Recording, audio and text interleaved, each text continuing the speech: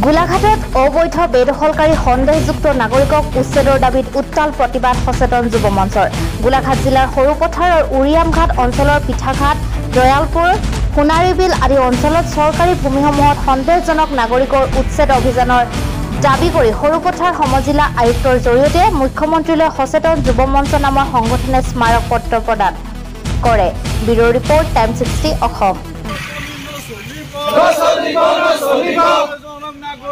Go back! Go back! Go back! Go back! Go back! Go back! Go back! Monlezoram Nagori, go back! Go back! Go back! Jai-ho! Jai-ho! Jai-ho! Jai-ho! Jai-ho! Jai-ho! Maulawadi Hushiyar! Hushiyar! Hushiyar! Maulawadi Hushiyar! Hushiyar! Hushiyar! Bangladeshi go back! Go back! Go back! Bangladeshi go back! Go back! Go back!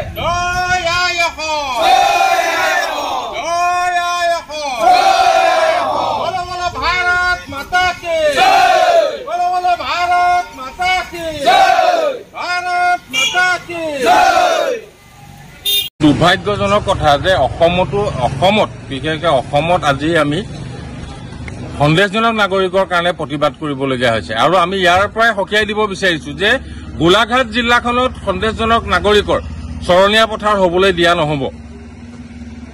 আৰু আপোনালোকে লক্ষ্য কৰিব যে এই সন্দেহজনক নাগৰিক যি আমি সততে মিয়া বুলি উল্লেখ কৰোঁ, যি বাংলাদেশী মূলৰ যিখিনি মানুহ মিয়া, আৰু তেওঁলোক আৰু মেটাকাৰ মাজত কোনো পাৰ্থক্য নাই। এইফালে চফা কৰিব, ইফালে আকৌ চানি ধৰিব। আমি সন্দেহ প্ৰকাশ কৰিছোঁ যে যিহেতু অসমৰ বিভিন্ন প্ৰান্তত এইবিলাক উচ্ছেদ চলিছে, তেওঁলোকে তাৰে সুবিধা লৈ পেলাই আহি পেলাই যে গোলাঘাট জিলাখনত তেওঁলোকে খোপনি পুতিব নোৱাৰে, তাৰ কাৰণে যেন প্ৰশাসনে সিদ্ধান্ত লয়। আৰু ইতিমধ্যে উৰিয়ামঘাটৰ পৰা আৰম্ভ কৰি আমাৰ যিখিনি বনাঞ্চল আছিলে একেবাৰে সীমামূৰীয়া নেঘেৰিবিল অঞ্চললৈকে যিটো ৰুট আছে, এই যিখন 400-500 হেক্টৰ মাটিত যি অবৈধ বেদখল চলিছে সেইখিনি যেন চৰকাৰে অতি সোনকালে মুক্ত কৰে আৰু এক দৃষ্টান্তমূলক হৈ পেলাই তেওঁলোকক বেলেগত মানে বিতাড়িত কৰে, নিজৰ দেশলৈ বিতাড়িত কৰে। এই আমি ইতিমধ্যে প্ৰশাসনক এখন 80জনীয়া আমি তালিকাও দিছোঁ এই সন্দেহজনক নাগৰিকৰ।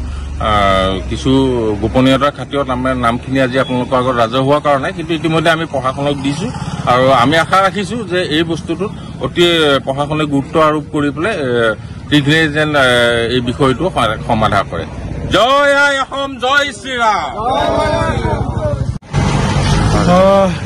আজি সচেতন যুৱ মঞ্চৰ তৰফৰ পৰা সৰুপথাৰ সমজিলা আয়ুক্তৰ কাৰ্যালয়ত সৰুপথাৰৰ অন্তৰ্গত উৰিয়ামঘাটৰ আমাৰ যিটো পিঠাঘাট, দয়ালপুৰ আৰু সোণাৰীবিল আদি অঞ্চলত যিসমূহ অবৈধ সন্দেহজনক নাগৰিকৰ বেদখল হৈছে, যি বনাঞ্চল চৰকাৰী বনাঞ্চল তেওঁলোকে বেদখল কৰি পেলাই তাত বাহৰ পাতিছে আৰু যাৰ ফলত বিভিন্ন কুটাঘাতমূলক কাৰ্যকলাপ সম্পাদিত হৈছে।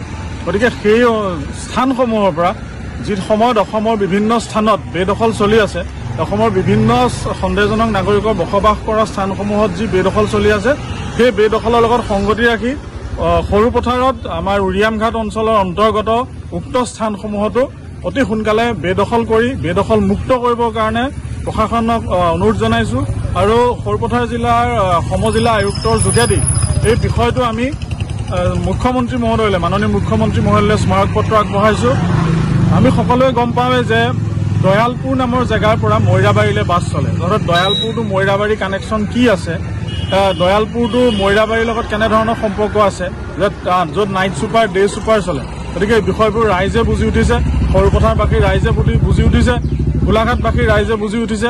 গতিকে ইয়াৰ এটা তীব্ৰ প্ৰতিবাদ কৰি এই সমস্যাবিলাকৰ পৰা মুক্তি পাবৰ কাৰণে, সৰুপথাৰবাসীৰ ৰাইজক সমস্যাবিলাকৰ পৰা মুক্তি দিবৰ কাৰণে, লগতে যে গোলাঘাট জিলাৰ যি এই অবৈধ নাগৰিকসমূহৰ কাৰণে, সন্দেহজনক নাগৰিকসমূহৰ কাৰণে গোলাঘাট জিলাৰ যি ধৰণৰ জনবিন্যাস, জনগাঁথনিৰ পৰিৱৰ্তন হৈছে তাক আমি বুজি উঠিছোঁ আৰু প্ৰত্যেকজন সচেতন নাগৰিকে আজি তাৰিখত বুজি উঠিছে। গতিকে ইয়াৰ পৰিত্ৰাণ পাবৰ কাৰণে মাননীয় মুখ্যমন্ত্ৰী মহোদয়লৈ আমি স্মাৰক পত্ৰৰ জৰিয়তে সৰুপথাৰ অন্তৰ্গত উৰিয়ামঘাট জিলাৰ দয়ালপুৰ, পিঠাঘাট, সোণাৰীবিল আদি অঞ্চলসমূহত উচ্ছেদ কৰি তাৰ স্থানীয় থলুৱা ৰাইজক, খিলঞ্জীয়া ৰাইজক ন্যায় দিবৰ বাবে অনুৰোধ জনাইছোঁ।